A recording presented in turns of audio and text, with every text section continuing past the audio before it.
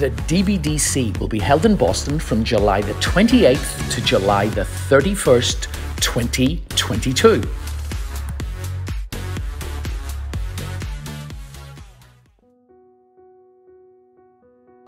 Welcome to Approach the Bar with Dance Beat. A little bit different today, as normally this is done in the wee small hours of the morning, not actually in the morning. So, to break with tradition, today I have the man that has broken every tradition that was ever set, Mr. Tony Dovolani. How the hell are you? I'm doing great, Chris. Thank you so much for having me. This is always a pleasure with you. We've done this before, and it's definitely a fun thing that we do together. Just giving our opinion. That's our opinion, as we say. You know, it doesn't have to necessarily be fact, but you know, sometimes we get hired for our opinions.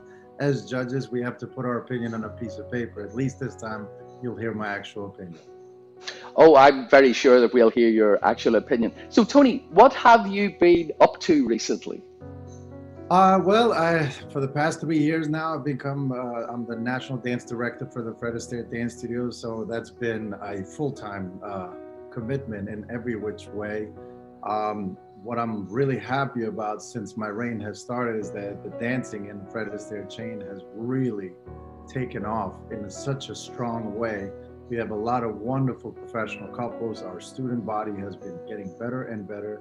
We actually have a Vegas competition that's coming up that we actually have 19,000 entries. And that's actual entries, not like some other people that count dances. If we count the dances, it'll be 30,000. But the actual competition is the biggest that's ever existed, which is really exciting. Also recently have acquired, and I'm the regional dance director for the Connecticut region. So I own the Connecticut region now. We have 12 schools in the Connecticut region that do really well. So needless to say, I've been traveling a lot. I've been working a lot. Dance, and more dance in my life, which is exactly the way I want it. You know, in a way, some people say, I work for a living. For me, my work is my life. I love doing what I do. I love seeing people like yourselves and my peers, the students, the pros. What else could you possibly ask for? That's all I gotta say about that. Well, yes, after coming through COVID, I totally agree with you. What else could we possibly ask for? So, hey, I'm so glad to hear you've done from Mount Kisco to Dancing with the Stars, back to owning Connecticut. That's quite a journey for you. It is a journey. Actually, Chris, you remember when I first started. I started in Stamford, Connecticut. Yeah. So for me, it was like a full circle. You know, so, starting at a Fred Astaire Dance Studio as a 17-year-old kid, and then now being back in Connecticut, owning the Connecticut region and being able to be a national dance director. I mean, talk about a full circle.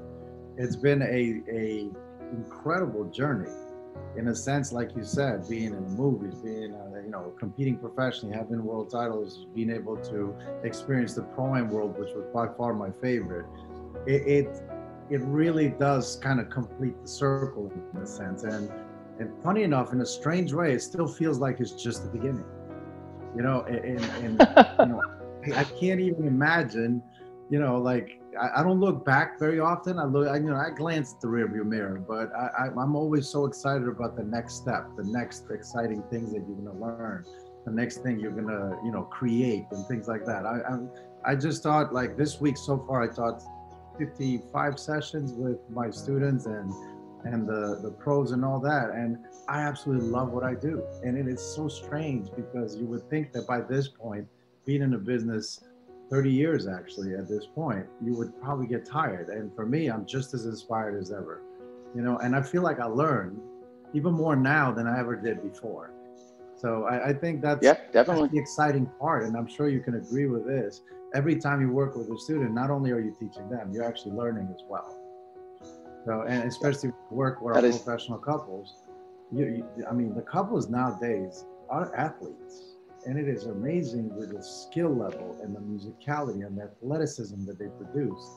I'm just, I'm happy I'm at this side of it now, that I don't necessarily have to compete with it. in my mind, I think I can do it all. However, the body's like, you know, it looks good on the outside. There's a lot of miles on this body. So the body's like, no, I don't know about that. Well, I am hoping that you're going to educate me right now when we start discussing what happened in the Pro Rhythm at Manhattan. Yes. So, Tony, you and I were actually judges at Manhattan. So the guys pulled it together really quickly, as obviously New York was closed. So how did you feel about the actual event itself? I thought the event itself was absolutely amazing. Speaking to Gary and Diana, 10 days prior, they only had like 1,900 entries going in. And by the time the event happened, it was over 7,000 entries, which really says a lot about the dance community, how they come together. I mean, New York was probably one of the last states to open up from COVID. So for Gary to go through and Diana to go through that stress of not knowing if they're going to be able to run the event, being able to provide something as special as Manhattan Dance Workshops has been for years for all the dancers was very important. And I can only imagine the stress levels that went with that. But it just in arriving, you could feel a buzz in the air. You could feel like the dancers are feeling like they're back to normal. You could see the costumes, you could see the hair and the makeup and all that. And you're walking in and you're walking into something special. The ballroom looked absolutely gorgeous.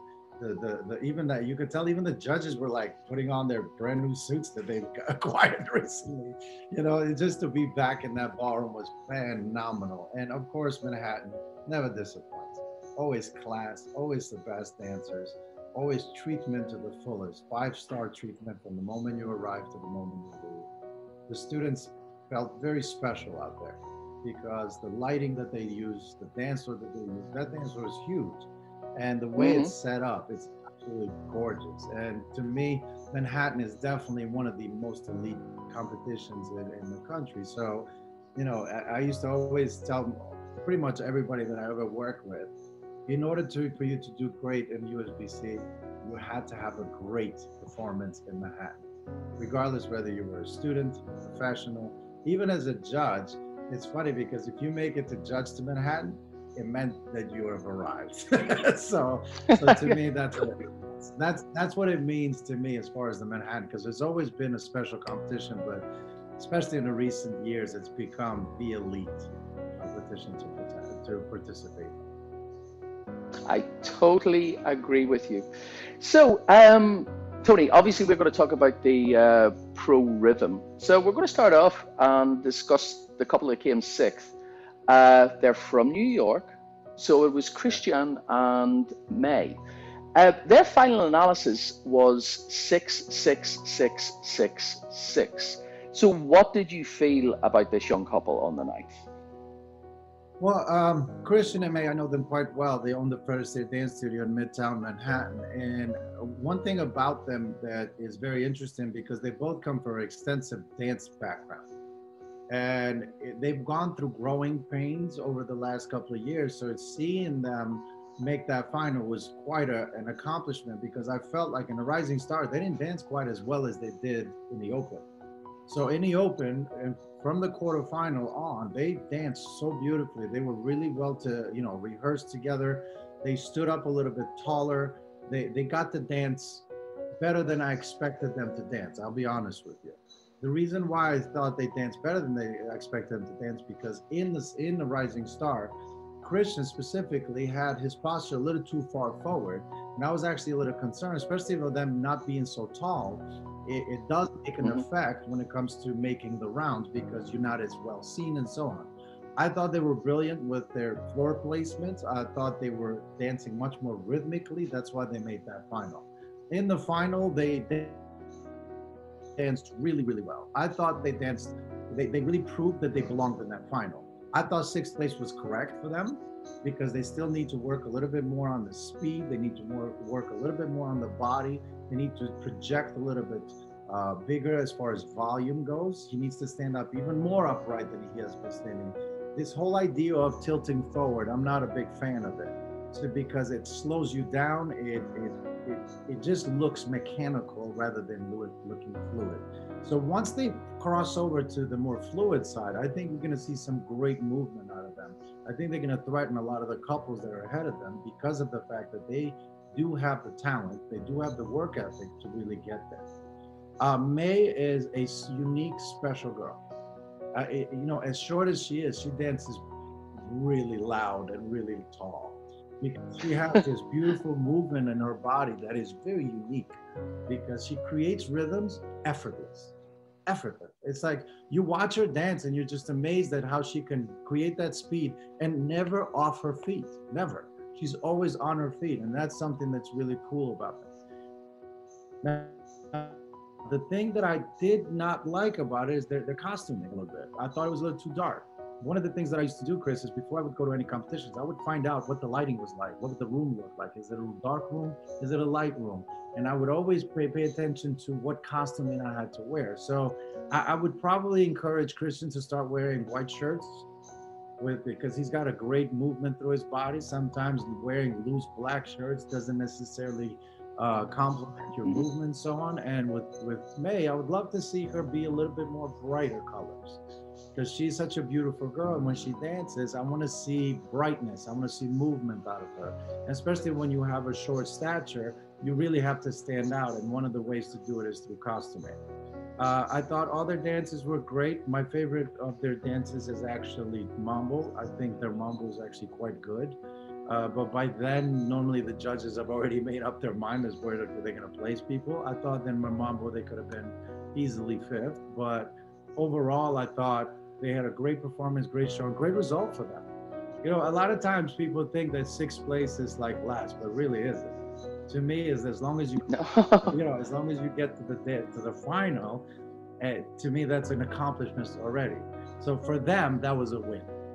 So in my mind, I think sixth place was great. I thought they did a fantastic job. I thought they did a great showing, and it's a great time for them to really start hitting their stride and start getting towards their peak. Yeah. Great answer, Tony. So well done to Kristian and May. And we are now going to move on and find out who was fifth. Hey guys, we are going to be back in a minute with more from the Pro Rhythm at the recent Manhattan Dance Board Championships in Brooklyn.